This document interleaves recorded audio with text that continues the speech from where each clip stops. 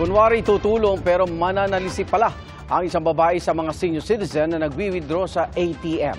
Arestado ang suspect na glue umano ang gamit sa kanyang modus.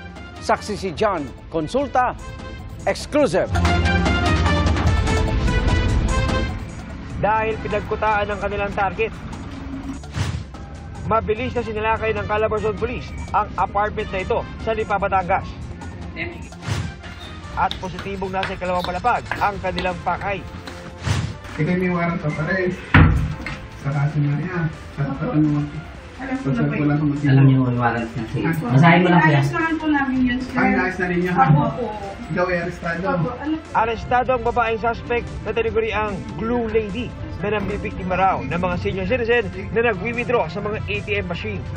Ang modus operandi nitong si Glue Lady is pupunta sa isang ATM machine, no? And mag-aantay siya ng mag-withdraw, and karamihan doon sa mga nagiging biktima mga may edad na.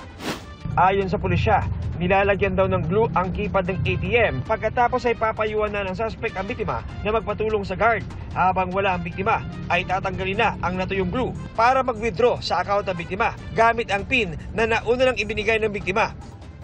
Bukod sa Rizal at Batangas, nakapambiktima na rin umano ang suspect sa labas ng Calabarzon tulad ng Metro Manila at Cebu. Dati na rin siyang nahuli 5 taon na nakakaraan sa tulad ng modus.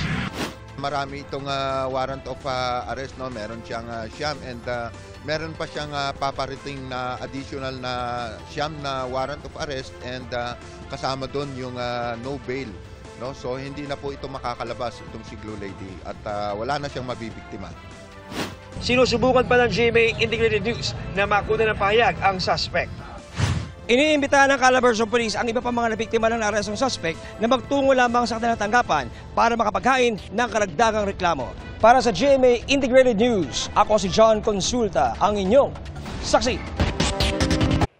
Mga kapuso, sama-sama tayong maging saksi.